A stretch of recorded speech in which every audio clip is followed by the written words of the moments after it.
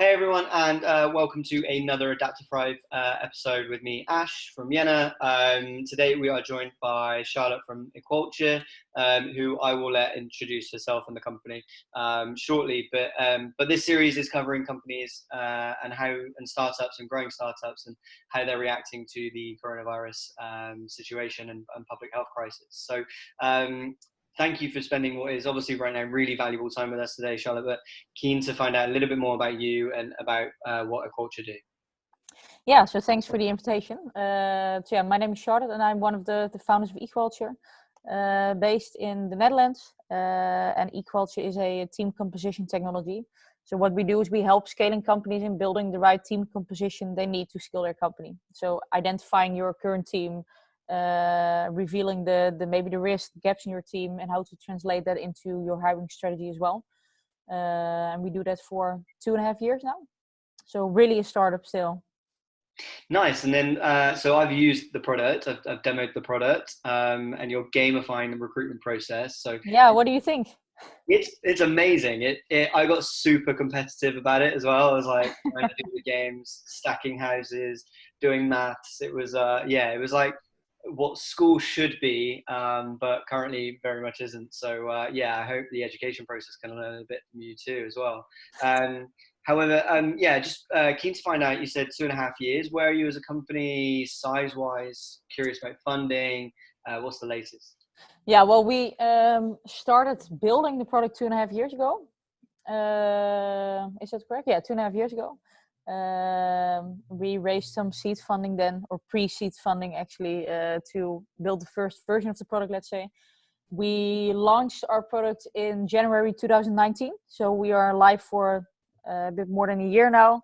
And we actually closed our last funding round in February, which was 1 million funding, to basically cover the next 18 months and expand further then. And we are now with 13 employees, and we are planning on having 25 employees at the end of the year. Operating now in mainly the Netherlands still, because of course that's where we started, and we are now expanding to the UK and the Nordics as well. So the expansion is mainly the plan for at least this year. Nice. So all of that sounds like a normal answer that doesn't take into account anything that's going on right now. Are you affected? Have you been affected? I can see you're in the office there, but I'm assuming other people may be elsewhere. So yeah, what happened when coronavirus hit, and how have you been affected, if at all? Yeah, well, of course, I'm alone in the office here, so my team is working from home.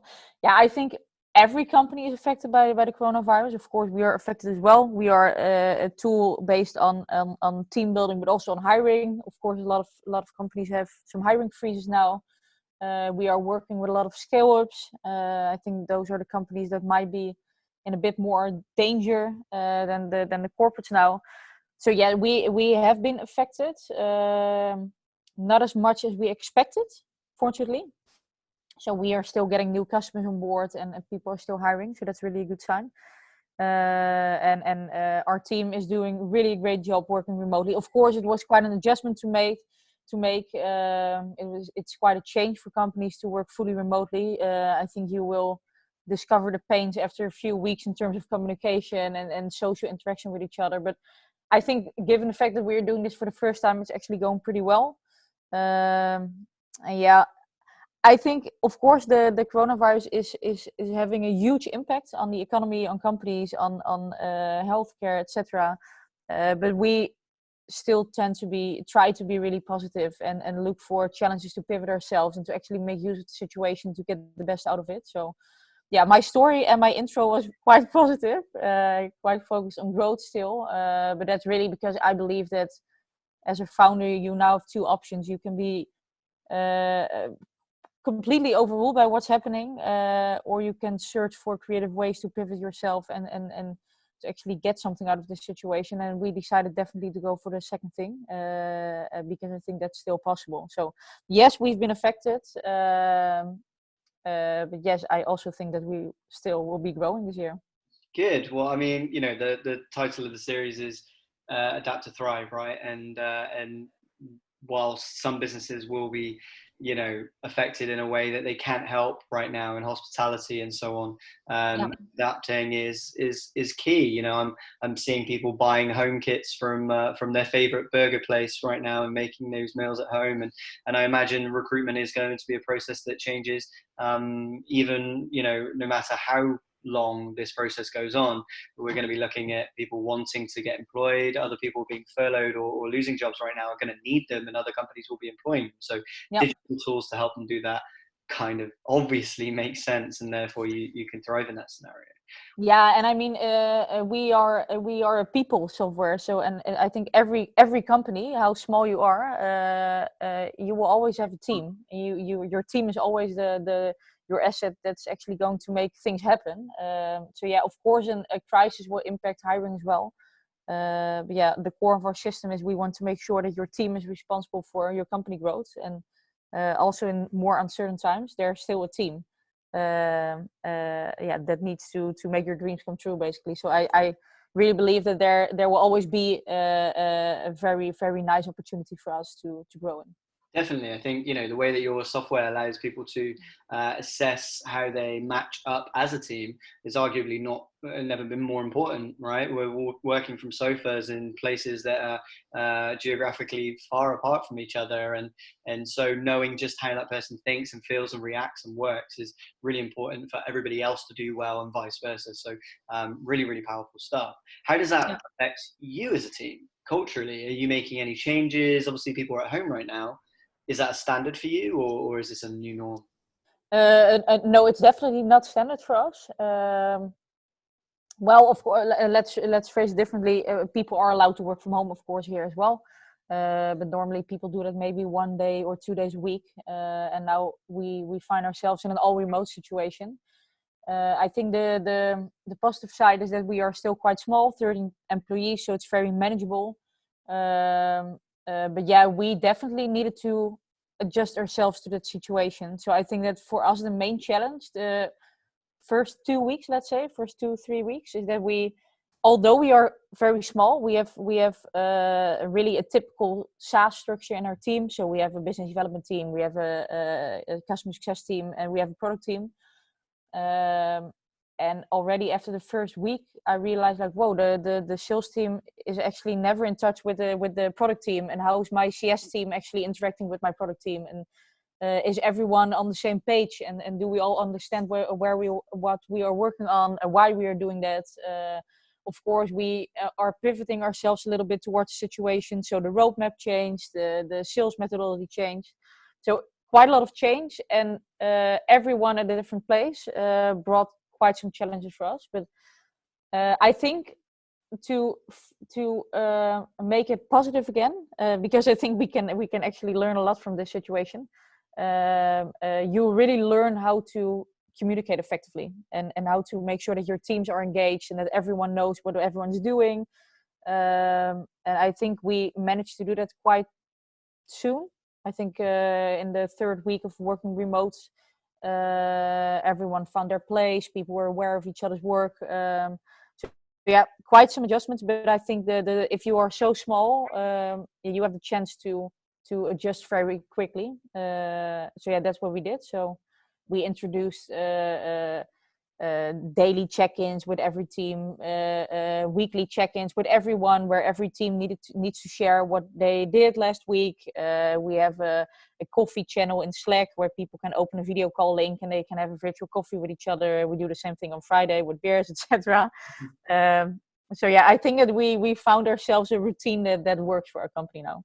Nice. It sounds like a lot of companies, and therefore including you, are going through this process where we're being thrown in at the deep end from taking all of our culture away from us potentially, and then actually bringing far more, so that when this is over, the whole company is going to be far more wholesome and able to work, whether we're at home or at work, in a far better way. I've realized definitely that communicating digitally via Slack versus in person is very different, and tone of voice comes across in a different way. So we'll all know each other in a deeper way afterwards, and therefore hopefully work better as a team as a result. Yeah, absolutely. What tips, therefore, do you have that you've come across or have learned yourselves over that short period of what is it, around a month now, are there any tips or tools or cultural changes that you've made that you think everybody should be implementing right now? I think the one of the things that we discovered quite quickly is, well, we raised funding last month or 2 months ago, which means that you have quite some growth ambitions that you need to communicate to the team. And we experienced that we actually didn't do really a great job in communicating the strategy, the vision, the targets, the roadmap. And I think that in a remote working situation, it's extremely important that everyone is aware of the long-term strategy, the short-term achievements to make, how every team is contributing to the goals you have as a company. So I think after the first week of working remotely, we already sat down with our management team, like, okay, we really need to write down what we want to do in the next 3 months. What is our goal setting? How is every team responsible for those different goals? How are we going to report on a weekly basis if we are working well towards that goal setting? So I think that making sure that everyone is on the same page and that you know exactly what is expected from you is very important.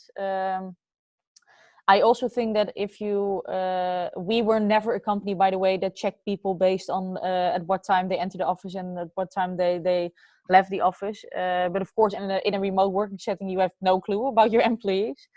So I think that out-based conversations with your employees are very important. You shouldn't evaluate employees based on their time spent in the office, but just on the goal settings they had at the beginning of the month and how are they doing towards their goal setting. So goal setting was a very big topic here, and I think social interaction is something that can go away quite soon in a remote working setting. And I think especially, like, we are the typical startup where you have unlimited beers on Friday and the karaoke nights and stuff like that. So I think that's really the vibe that people are choosing for if they decide to work for a startup, and that basically ends in a remote working situation, or at least it seems to end. So I think the other thing that we did is we really started motivating people on keep having those social chats with each other. So we introduced, like I said, the coffee channel where people can enter a video link and have a coffee with each other. Everyone should book, like, let's say, 15 minutes virtual coffees with each other. We have drinks that start way early on Friday for people with kids at home that can attend at a later point. So I think making sure that your employees keep talking to each other and keep having those interactions with each other is more important than ever. So I think those are my 2 main learnings. Make sure that that it's crystal clear what you want to achieve as a company, especially now, because I think the goal setting for many companies has changed now. We have other targets because of the fact that we have other expectations now. And make sure that your team still likes to work for you, and that they like to work with each other still. Because it's not only in terms of work quite a uncertain situation, but it's also in your private life. So you need to make sure that you get the best out of that and that you keep everyone motivated and happy. So I think those are my 2 main learnings. Very long answer to your very short question. I'm sorry. No. It's fantastic advice for any company of any size. I think that they can learn from it, right? You know, if you've got 1,000 employees or if you've got 2, the tips that you give there are both really key learnings that can really impact any company. So a huge thank you for sharing those. I'm keen to find out how people's attitude to recruitment progresses over time, and obviously it's worth mentioning that if anybody is recruiting or they're looking to assess their team or figure out how to make them more cohesive right now, they should probably get in touch with you. So in doing so, where can they find you? Well, you can find me, of course, on LinkedIn. We have a website, equalture.com, where you can schedule a demo right away, or you can have a virtual chat with our sales or CS team as well. So just add me on LinkedIn, visit our website.